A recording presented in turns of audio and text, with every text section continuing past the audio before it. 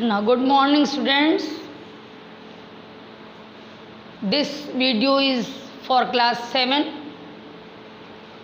Now we are going to start the first lesson of science. The first lesson is nutrition in plants. Okay. Now we are going to start our study. The first point in your book is life process. What are life processes? Okay बेटा, सुनिए. All the functions, or you may say various functions carried out by living organism. वो सभी क्रियाएं, वो सभी functions जो एक living organism द्वारा की जाती हैं. ठीक है. अब फॉर एग्जांपल भोजन करना, ईटिंग है, एक्सक्रीशन है, रिप्रोडक्शन है, ग्रोथ है, ऑल ब्रीदिंग है, all types of these function. सारे वो फंक्शंस जो एक लिविंग ऑर्गेनिज्म में होते हैं, all the functions carried by living organisms are called life processes. उनको हम लोग लाइफ प्रोसेस कहते हैं. Okay. Now the next point, nutrition. What is nutrition? Nutrition क्या है? तो लिसन टू मी बेटा, आप जो भी भोजन लेते हो, whatever food you take, okay, to utilise that food, यानी उस भोजन का, जो भोजन आपने लिया है उसका उपयोग करना. Why? To obtain energy. Energy प्राप्त करने के लिए. And what is energy? Capacity to do work. तो एनर्जी ऑब्टेन करने के लिए, एनर्जी अचीव करने के लिए आप जो यूटिलाइज करते हो किसका? फूड मटेरियल का. Whatever you take as food, food material का जो यूटिलाइजेशन आप करते हो, उपयोग आप करते हो टू ऑब्टेन एनर्जी, एनर्जी प्राप्त करने के लिए, तो वो सारा प्रोसेस क्या कहलाता है? न्यूट्रिशन. तो what is nutrition? Process of utilisation of food by living organisms to obtain energy is called nutrition. And what is nutrients? What are nutrients? The material which provide us nutrition. वो चीज़ें जो हमें nutrition देती हैं, that are called nutrients.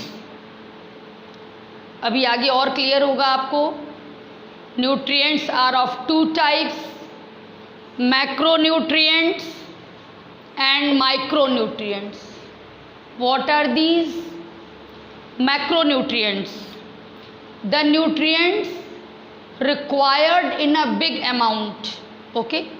Jin nutrients की ज़रूरत आपके body को ज़्यादा होती है उनको कहेंगे macronutrients. That are carbohydrate, proteins and fat.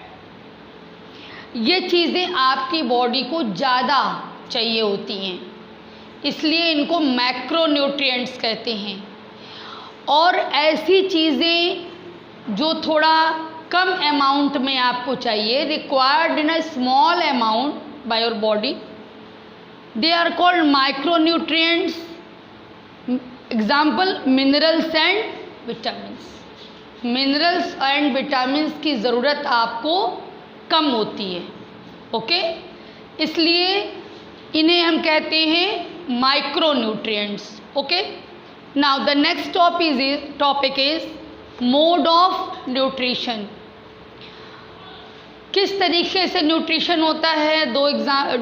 Two categories इसकी भी हैं बेटा, autotrophic and heterotrophic. What is autotrophic mode of nutrition? See, plants are autotrophic. Why? Why are they called autotrophic? Because they themselves made their own food. वो खुद अपना भोजन prepare करते हैं, वो दूसरों पर डिपेंड नहीं रहते, इसलिए वो ऑटोट्रॉफिक हैं। कैसे अपना वो फूड प्रिपेयर करते हैं, आप कुछ इसके बारे में जानते भी हैं। They trap solar energy, sun energy को ट्रैप करते हैं with the help of the pigment chlorophyll. Chlorophyll is found in green parts of a plant. Okay, जो भी प्लांट के ग्रीन पार्ट्स होते हैं उनमें एक्चुअली देखिए मैं उनमें क्लोरोप्लास्ट नाम का ऑर्गेनेली पाया जाता है, और क्लोरोप्लास्ट में inside the chloroplast chlorophyll pigments are found. उसमें क्लोरोफिल पिगमेंट पाया जाता है, और ये क्लोरोफिल पिगमेंट में सोलर एनर्जी को ट्रैप करने की कैपेसिटी होती है। तो क्लोरोफिल के प्रेजेंस में और एटमॉस्फेयर से प्लांट्स जो हैं वो कार्बन डाइऑक्साइड लेते हैं, रूट्स के थ्रू वाटर लेते हैं, ठीक है। तो वाटर, सनलाइट, कार्बन डाइऑक्साइड, इन सब चीज़ों की हेल्प से प्लांट्स जो हैं वो अपना फूड प्रिपेयर करते हैं, शुगर बनाते हैं, ठीक है। वो बाद में शुगर जो है वो स्टार्च में चेंज करके अपने पास स्टोर करते हैं, that is other thing, but तुरंत वो उससे शुगर बनाते हैं। और ऑक्सीजन भी बनती है जो कि एटमॉस्फेयर में वापस रिलीज़ हो जाती है। तो कहने का मतलब ये था कि ऑटोट्रॉफिक मीन्स ऐसे लिविंग ऑर्गेनिजम्स जो अपना फूड खुद प्रिपेयर करते हैं, दूसरे पर डिपेंड नहीं रहते हैं। और इसका एग्जाम्पल है प्लांट्स जो फोटोसिंथेसिस के द्वारा अपना फूड खुद प्रिपेयर कर लेते हैं, किसी पर फूड के लिए डिपेंड नहीं रहते। Next topic is heterotrophic. Heterotrophic plants depend upon autotrophic. ये अपना फूड खुद प्रिपेयर नहीं कर सकते, ये टोटली डिपेंड होते हैं प्लांट्स पर। प्लांट्स ने जो फूड प्रिपेयर किया है उसको ये लेते हैं as food, so they are called heterotrophic. For example human being, other animals जो भी हैं, आपको पता है कि आप लोग प्लांट्स के द्वारा बनाया गया फूड ही आप लोग लेते हैं, खुद से आप प्रिपेयर नहीं कर सकते, सो दे आर कॉल्ड हेट्रोट्रॉपिक। अब देखिए, जैसा कि अभी हमने बताया कि जो ऑटोट्रॉपिक यानी प्लांट्स जो होते हैं वो अपना फूड खुद प्रिपेयर करते हैं, तो वो process, the process by which they prepare their own food is called photosynthesis. यानी CO2 means carbon dioxide, water, ये दोनों का यूज़ करके in the presence of sunlight and chlorophyll plants make sugar and oxygen. तो यही sugar जो है वो उनका फूड है, और ऑक्सीजन रिलीज कर दी जाती है एटमॉस्फेयर में। This process is called photosynthesis. Now the point is significance of photosynthesis. इस फोटोसिंथेसिस का इम्पॉर्टेंस क्या है, महत्व क्या है, सिग्निफिकेंस क्या है? देखिए, सबसे बड़ा जो सिग्निफिकेंस है क्या है, ज़रा ध्यान दीजिएगा। आप इस चीज़ को डायरेक्ट आप जैसे कि इमेजिन नहीं कर पाते, लेकिन प्लांट्स जो हैं सोलर एनर्जी को ट्रैप करके और समय के साथ ये सोलर एनर्जी आप में ट्रांसफ़र हो जाती है। कैसे? सोलर एनर्जी को ट्रैप करके उन्होंने फूड प्रिपेयर किया, फिर आप लोगे उस फूड को तो सोलर एनर्जी ट्रांसफ़र हुई। दूसरी बात, ये भी बहुत इम्पोर्टेंट है, आप जब ब्रीदिंग करते हो तो आप एटमॉस्फेयर से ऑक्सीजन ले लेते हो। यदि कहीं और से ऑक्सीजन एटमॉस्फेयर में नहीं आई तो क्या होगा? There will be lack of oxygen in the atmosphere. Atmosphere में कमी हो जाएगी ऑक्सीजन की, तो फिर आप सरवाइव कैसे करोगे? ब्रीदिंग नहीं कर पाओगे तो जो ये फोटोसिंथेसिस का प्रोसेस है, इसमें प्लांट्स ऑक्सीजन रिलीज कर रहे हैं, ये ऑक्सीजन एटमॉस्फेयर में चली गई, तो इससे क्या हुआ? आप या जो भी एनिमल्स हैं वो ऑक्सीजन ले रहे हैं, CO2 रिलीज कर रहे हैं, और प्लांट्स हालांकि ब्रीदिंग में वो भी वही काम करते हैं, बट ड्यूरिंग फोटोसिंथेसिस वो कार्बन डाइऑक्साइड जो आपने रिलीज किया है, उस कार्बन डाइऑक्साइड को प्लांट्स ले लेते हैं और ऑक्सीजन रिलीज कर देते हैं। इस तरह से ऑक्सीजन और कार्बन डाइऑक्साइड का बैलेंस एटमॉस्फेयर में बना रहता है। ठीक है, तो ये बेटा दो जो सिग्निफिकेंस थे ये बहुत इम्पॉर्टेंट थे आपके लिए।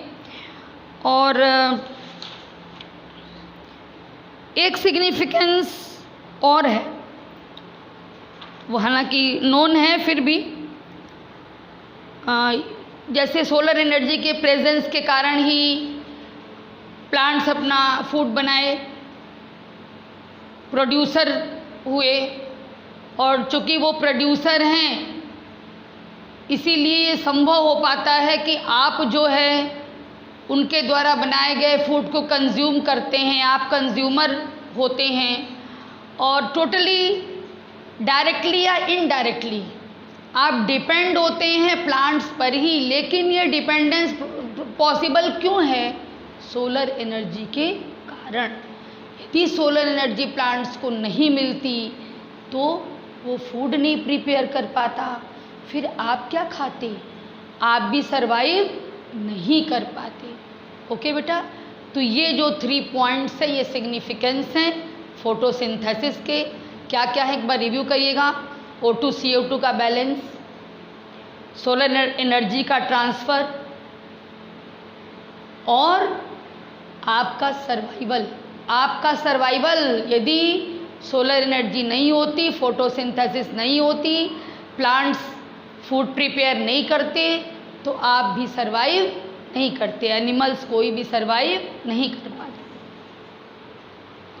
Now come on the next topic, types of heterotrophic plants.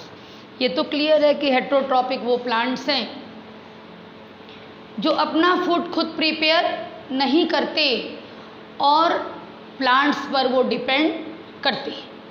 ठीक है, तो देखिए 4 काइंड्स मेंशन किया यहाँ पे, parasitic, saprophytic, insectivorous, symbiotic. Parasitic जो दूसरों पर डिपेंड है।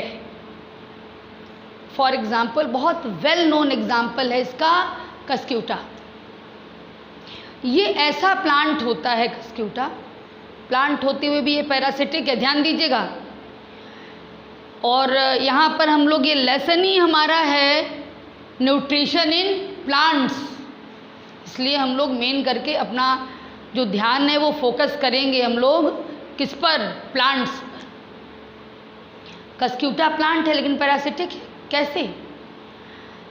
ये देखिए ज़मीन में उगेगा नॉर्मल हर प्लांट की तरह उगेगा, थोड़ा सा ही जब बड़ा होगा तो ये तुरंत किसी ऐसे प्लांट की तलाश करता है जिस पर ये डिपेंड हो सके।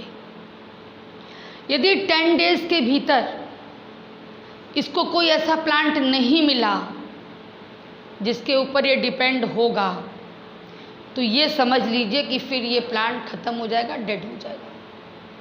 और यदि कोई मिल गया तो उस पर लिपट के ये ऊपर चढ़ जाएगा और मिट्टी से अपना कनेक्शन समाप्त कर देगा ये, और टोटली डिपेंड हो जाएगा जिस प्लांट पर ये लिपट जाएगा, ऐसे राउंड राउंड करके चढ़ जाएगा उस प्लांट पे, फिर अपना सारा खाना ये उसी प्लांट के थ्रू लेगा। जिस प्लांट से ये भोजन लेगा उसको कहेंगे होस्ट। ठीक है, तो ये पैरासिटिक प्लांट का एग्जाम्पल हुआ कस्क्यूटा। फिर है सैप्रोफिटिक, वो प्लांट्स हैं जो dead and decade living organism से अपना डेड एंड डिकेड, देखिए ध्यान दीजिए, लिविंग और नॉन लिविंग में नॉन लिविंग अलग चीज़ है, डेड अलग चीज़ है। डेड का मतलब जिसमें कभी लाइफ थी और अब लाइफ नहीं है, ये हुआ डेड। और नॉन लिविंग का मतलब कि जिसमें शुरू से ही लाइफ नहीं है, जैसे आपका पंखा है, स्टूल है, जो भी चौक है, रबर है, पेंसिल है। तो कोई लिविंग ऑर्गेनिज्म है और वो डेड हो गया। ठीक है, तो डेड और डिकेड कहते हैं कि जिस पर बैक्टीरिया का अटैक हो गया, सड़ रहा, जिसको आप हिंदी में कहते हो सड़ रहा है, इंग्लिश में दोज विच आर रॉटिंग, सड़ रहा है। तो डेड और डिकेड ऑर्गेनिज्म पर जो प्लांट डिपेंड होगा उसको हम लोग कहेंगे सैप्रोफिटिक। डेड और डिकेड दोनों बात आई है, तो जैसे आपको बताऊं, ईस्ट, ब्रेड वगैरह है, तो आप यदि देखें तो ब्रेड ऐसे रख दें, थोड़ा मॉइस्चर है मान लीजिए उसमें, तो काला हरा इस तरह का उस पर कुछ जम जाता है समय के साथ। वो क्या है? वो एक तरह का फंगस है जो कि डेड और डिकेड पर ही सरवाइव करता है। क्यों? उसी से वो अपना भोजन लेता है। ठीक है, तो तमाम ईस्ट है, फंगस है, मेनली फंगस जो है, east is a kind of fungus also. तो ये ईस्ट भी फर्मेंटेशन में हिस्सा लेता है, ठीक है, लेकिन फंगस में मेनली जो राइजोपस है, और भी है फंगस जो कि डेड और डिकेड पर ग्रो करते हैं। ठीक है, वो है सैप्रोफिटिक। इंसेक्टिवोरस क्या है? तो आपको ये सुनकर थोड़ा आश्चर्य होगा कि प्लांट्स भी नॉन वेजिटेरियन होते हैं। ये भी आप कह सकते हैं कि मीट खाते हैं। अब कहेंगे कैसे? तो कुछ प्लांट्स ऐसे हैं, जैसे पिचर प्लांट है, ड्रोसेरा है, ठीक है, कुछ ऐसे प्लांट्स हैं जो कि ठीक है अपना खाना बना सकते हैं, फोटोसिंथेसिस होती है, ऐसी बात नहीं कि नहीं होती, उसमें होती, लेकिन अपनी प्रोटीन की ज़रूरत को पूरा करने के लिए ये लोग इंसेक्ट्स को खाते हैं। कैसे खाते हैं? इसकी व्यवस्था होती है इनके लिए।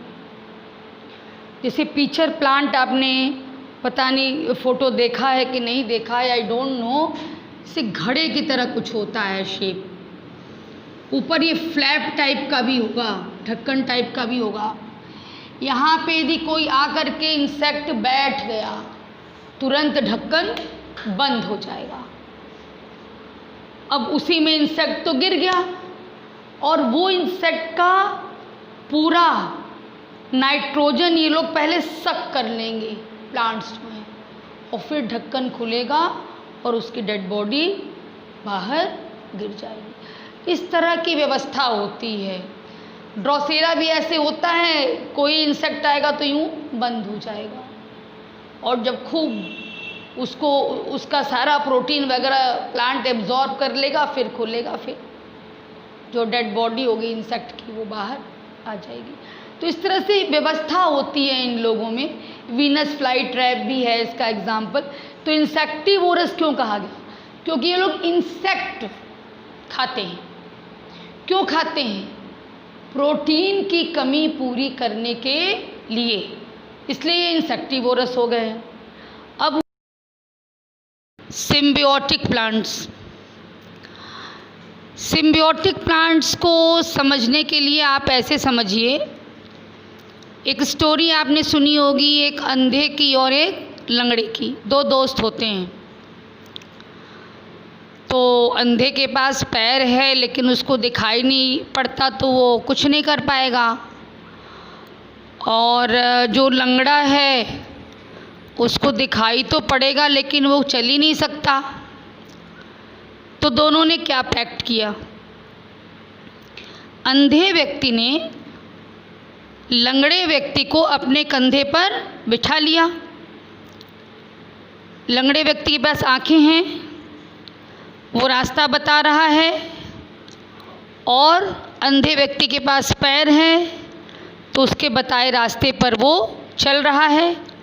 इस तरह से दोनों एक दूसरे के काम आ रहे हैं और उनकी जो लाइफ है वो इजी हो गई। इस तरह से दोनों की ज़रूरतें पूरी होंगी। सेम चीज़ होती है बेटा सिम्बियोटिक प्लांट्स में। एक्चुअली ये जो दोनों आपस में एक दूसरे के काम आ रहे हैं ना, एक दूसरे के काम आते हुए जीवन बिता रहे हैं, यही प्रोसेस सिम्बियोसिस कहलाता है। और ऐसे प्लांट सिम्बियोटिक प्लांट्स होंगे। फॉर एग्ज़ाम्पल आप देखिए, लाइकेन इसका बहुत अच्छा एग्ज़ाम्पल है। लाइकेन में एसोसिएशन होता है फंगस का और एल्गी का, ठीक है। एल्गी में क्लोरोफिल होता है, ग्रीन होता है एल्गी, तो ये फूड प्रिपेयर करके फंगस को फूड देगा। लेकिन फंगस जो है वो ग्रीन नहीं है, अपना खाना खुद नहीं बना सकता, फोटोसिंथेसिस नहीं कर सकता। तो फंगस फूड तो ले लेगा एल्गी से, और बदले में क्या देगा? शेल्टर देगा, रहने की जगह देगा, वाटर देगा, मिनरल देगा, ठीक है। तो क्या इससे कंक्लूजन निकला? एल्गी ने फंजाई को क्या दिया? फोटोसिंथेसिस के द्वारा फूड दिया। फंजाई ने क्या दिया एल्गी को? शेल्टर, वाटर और मिनरल दिया। इस तरह से दोनों एक दूसरे के काम आए, तो ये सिम्बियोसिस है। सिम्बियोटिक प्लांट्स हैं, प्रोसेस सिम्बियोसिस का है, और काइंड ऑफ प्लांट में सिम्बियोटिक प्लांट है। ओके बेटा। नेक्स्ट टॉपिक है how nutrients are replenished in the soil. कहने का मतलब देखिए, समझिए पहले क्या है ये। जैसे सॉइल है, सॉइल में आपने प्लांट्स लगाए हैं, कोई क्रॉप लगाया है, तो वो प्लांट्स या वो क्रॉप जो हैं वो कंज्यूम करते हैं जो न्यूट्रिएंट्स होते हैं सॉइल में उनको। जैसे फास्फोरस है, नाइट्रोजन है, पोटेशियम है, ये सब चीज़ें प्लांट ले लेता है। अब क्वेश्चन ये है कि कैसे फिर वापस आएगा इसमें, क्योंकि अभी हमने एक क्रॉप उगाया और पता चला उस क्रॉप ने ले लिया, तो अब बताइए कि वापस कैसे उसमें आएगा, फिर नेक्स्ट क्रॉप को कैसे नरिशमेंट मिलेगा। तो इसके कई उपाय होते हैं। एक तो बेटा ये होता है कि आपने फर्टिलाइज़र का नाम सुना होगा, मैन्योर का नाम सुना होगा। तो ये जब हम लोग मिट्टी में डालते हैं तो मिट्टी में वापस ये जो चीज़ें होती हैं, पोटेशियम है, नाइट्रोजन है, फास्फोरस, ये सब चीज़ें जो होती हैं वो मिल जाती हैं मिट्टी को वापस। दूसरा तरीका एक ये भी है, क्रॉप रोटेशन का होता है। जैसे अभी मैंने कोई फसल इसमें उगाई मिट्टी में, और फसल ने जिन न्यूट्रिएंट्स को कंज्यूम किया, तो जब दूसरी फसल बदल के डाले जिससे कि वो न्यूट्रिएंट कंज्यूम ना हो के मिट्टी से कोई दूसरे न्यूट्रिएंट कंज्यूम हो, और तब तक एटमॉस्फेयर से या कंपोस्ट यानी खाद से, फर्टिलाइज़र से फिर से वो मिट्टी में वापस न्यूट्रिएंट्स की पूर्ति हो जाए। फिर एक तरीका बेटा ये होता है कि जैसे देखिए लेग्यूमिनस प्लांट्स जो होते हैं, दाल वाली पौधे जो प्लांट्स जो होते हैं, जैसे अरहर है, चना है, मूंग है, इन सबों के जो प्लांट्स होते हैं, इनकी जो रूट्स होती हैं इनमें नोड्यूल्स यानी गांठें पाई जाती हैं, और इन नोड्यूल्स में राइजोबियम बैक्टीरिया होता है। और ये राइजोबियम बैक्टीरिया, इसमें एक गुण होता है, क्वालिटी होती है कि ये एटमॉस्फेरिक नाइट्रोजन को एब्जॉर्ब करके नाइट्रेट में चेंज करता है। इस तरीके से ये एटमॉस्फेयर से जब नाइट्रोजन लेके नाइट्रेट लेगा तो क्यों ऐसा करेगा, क्योंकि ये नाइट्रेट जब ये फिर ऊपर ट्रांसफ़र करेगा प्लांट में स्टेम के थ्रू, तो प्रोटीन इससे बनेगा। इसीलिए आपने देखा होगा कि लोग कहते हैं कि शरीर में प्रोटीन की कमी की पूर्ति के लिए, to fulfil the need of protein we consume dals, pulses. Okay, दाल यानी पल्सेस, जो भी दालें हैं, अरहर है, मूंग है, चना है, मटर है, सब मसूर है, ये सब दाल है। तो दालों को खाने से हमें प्रोटीन मिलती है और वो इसी प्रकार प्रोटीन बनती है कि इसके लिए जो नाइट्रेट की आवश्यकता है वो राइजोबियम बैक्टीरिया जो है वो फ्री नाइट्रोजन को एब्जॉर्ब करता है, एटमॉस्फेयर से फ्री नाइट्रोजन को एब्जॉर्ब करके और उसको नाइट्रेट में चेंज करता है। अब जब ये दाल वाली फसलें आपने काट ली ऊपर से, ठीक, और जो नीचे जड़ें बच गई ज़मीन के नीचे, उनमें क्या है, उनमें ये चीज़ है नाइट्रेट की कुछ मात्रा कुछ ना कुछ तो होगी ही।